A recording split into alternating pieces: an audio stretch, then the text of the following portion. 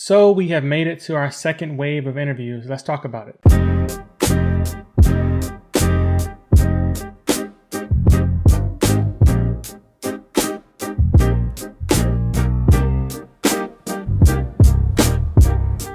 Hey everybody, welcome back to our next episode of Journey with Jenks. I hope that you are having an amazing week and that as the year is rounding, that you're taking the time to rest, plan, and set your goals for 2026 and spending time with family and friends. So just to catch you guys up, so we are in the story, we are at the week after Thanksgiving. I have finished the contract role that I had that I mentioned in the other video. It lasted for a month and a half. It was project based, so the project ended up ending. The work slowed down a lot at the end of the contract, so they end up ending the role for the time being. So hopefully I can get on another project at the company, or if not, then I'm just extremely blessed and happy to have had the opportunity to make the extra income during this time of interviewing. So I continue to interview with 6 companies. I ended up making it to 2 final rounds out of the 6. The other 4 I didn't make it through for different reasons. All these roles were different titles. So principal AI software engineer, principal full stack software engineer, principal AI engineer, engineering manager, different roles. So I ended up making it to the final round of the principal software engineer, AI/machine learning, and one is a principal software engineer. So one of them, as I was going to the final round, they ended up sending me an email letting me know that they already decided to fill the role. I guess they found another candidate that they were interviewing before I started, and they decided to finalize and finish off with them. So that was unfortunate. So that ended that. The other roles before I get to the final round of the other one was system design. Never got feedback. That's just where I ended off in that round. It was the 3rd round. The other one was a coding, ended up being a front-end interview, which out of all the interviews I've done, even for full stack, none of them have been actually front-end interviews. And so it was pretty much taking the time to design a tabs, which is just the different tabs on the different web pages that you see. But I don't know when the last time I've actually had to code that from scratch. Usually you use some type of framework that will have the tab already designed for you, and you just change the styling, color, things like that. So that threw me off. I couldn't get the tab to render after at the end of the interview, and I was actually able to confirm that the API that they had me calling actually brought the data back. So in the end, that didn't work out. And then the final interview that I was in, of this final round, I did very well through all the interviews. I had 3 coding interviews, and I had a system design and 2 behavioral interviews. And throughout all the interviews, I absolutely killed it. I mean, you couldn't tell me anything. All the algorithms that I need to solve matched up. The system design that I needed to design matched up. I was able to describe all the trade-offs, communicate everything clearly, and then all the behavioral questions, answered all of them very well. My personality matched well with the team members that I'll be working with and the project that I'll be working with. So then right before Thanksgiving, I finished all my interviews. I felt super confident. I'm at the... it's a Friday right before Thanksgiving. I'm thinking, I should definitely get an offer this week. Feeling 100% confident. And then I get an email, a very generic email saying, we decided to move forward. We decided that we're not going to move forward with you. Very generic. So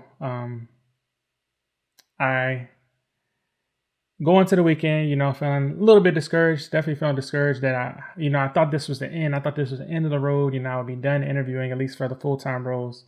And being able to breathe a little bit before the holidays, at least before going into the new year. But my wife decides that she is going to email them. She's going to find out what happened. So the recruiter comes back about maybe a week later.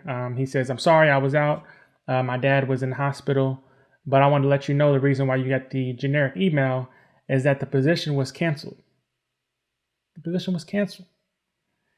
And the interviewers, all of them said that you did very well. They said that they really liked you, they really connected with you, and they recommend that you continue to apply for a principal software engineer role, front end or back end. But they think I'll be strongest to help out Oracle on the front end.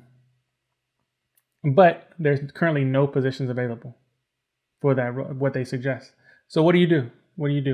So I continue to apply for more roles, and I am hoping to start the next wave, or at least start planning for the next wave as the new year starts. So I'm filling out more applications. Probably at this point, I'm probably at 1,400 applications filled out. Still getting interviews, so I am definitely happy to be able to have those. It's just still finding the right alignment. I thought I was done. I thought I had reached the final company. I actually really liked the company, really liked the people. So that was discouraging that the position was canceled. But just found out last week that the company did not do well in their revenue. So it made sense why the position was canceled. They're about 14% short of their overall goals. So they probably either had more layoffs, unfortunately, in the company, or they decided to just not venture into more AI spending, which is where I was mainly interviewing for that company. So in the meantime, continue to try to stay encouraged. Definitely continue to have my faith stretched. God has continued to just push me, giving me confidence. I'm just waiting for the right role to come in, the right alignment to happen. In the meantime, I am launching a tech academy. I've been working on this tech academy portal throughout the year, maybe since through May, and continue to establish the final things. But I did create a sign up list on the website. So you can click the link below if you know any middle schoolers or high schoolers that are interested in joining a community where they can learn about tech, get exposed to the different areas of tech like product management, UX design, cybersecurity, DevOps, infrastructure, coding, AI, any of those areas. I am going to be starting off just teaching, releasing different videos, but eventually starting creating courses and classes. They'll be able to log into the portal and be involved in the program.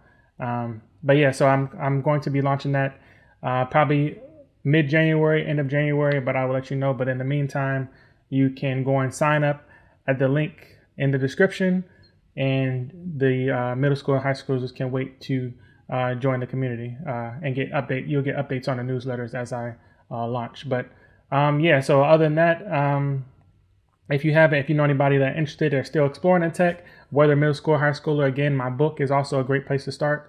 Breaking into tech, finding your niche. That link is also in the description. But yeah, I will continue to keep you updated on this third wave of interviews that I will have probably starting in January, maybe mid-December.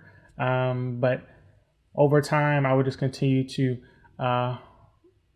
stay encouraged, keep my faith. I know this has been a year of faith for me and many others. So just continue to keep your head up, continue to push, continue to figure it out, and stay confident. I know it's definitely hard. It is a different economy. It is a different job market. And hopefully we all see brighter and more confident and encouraging days definitely going to 2026. So again, stay blessed. I hope that you guys have a great rest of the week, great holidays, and I will see you on the next episode. Peace.